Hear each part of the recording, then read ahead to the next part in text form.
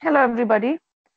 Today we're going to study another session of grammar, that is Grammar 6, as session B6. Grammar 6 is all about tenses. Tenses, I know, is a very common topic in grammar, and yes, it is usually one of the errors that is used or asked in the exams. What are tenses basically now? Tenses are most associated with verbs. So, tenses are nothing but functions of verbs. Verb tenses are tools that are used to express time. And now that we know that time can refer to past, present, and future, correct? But we have this thing in our mind that while time can refer only to past, present, and future, there are several tense forms in English which you could say uh, maybe a combination of two time frames, which is present perfect, future perfect, etc.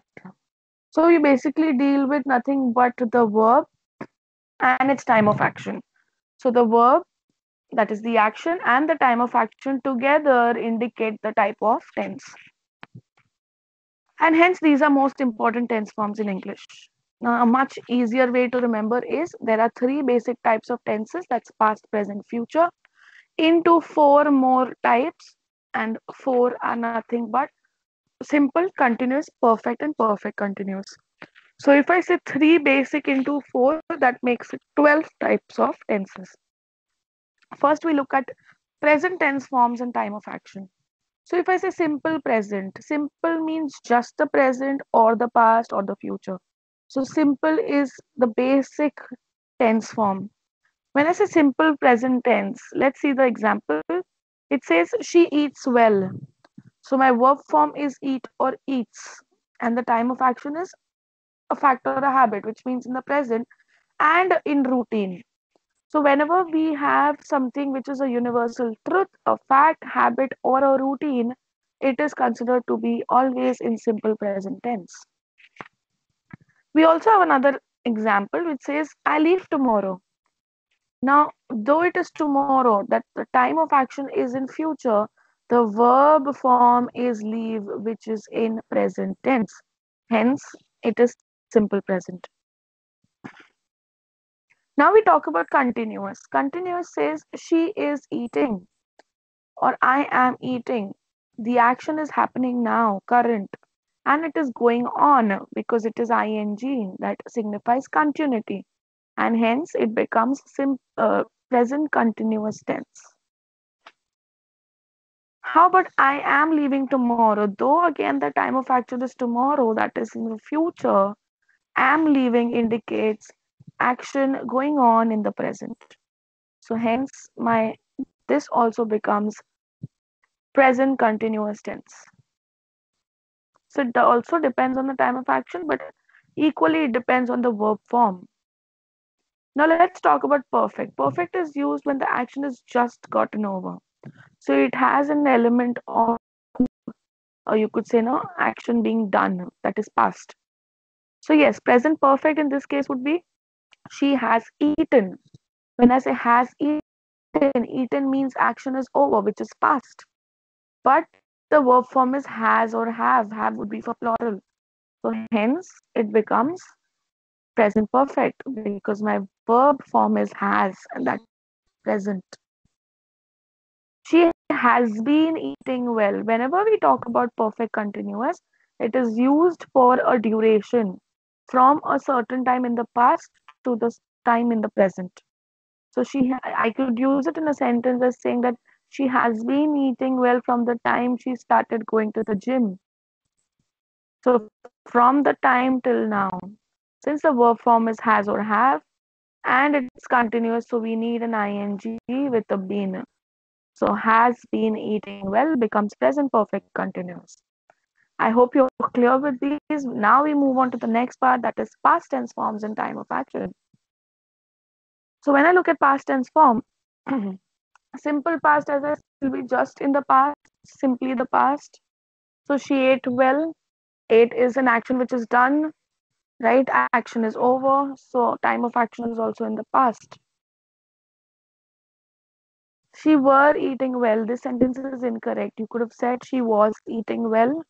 Was indicates ing again and indicates past again, and eating and ing indicates continuity. So verb form is was eating, they were eating, and the time of action is in the past.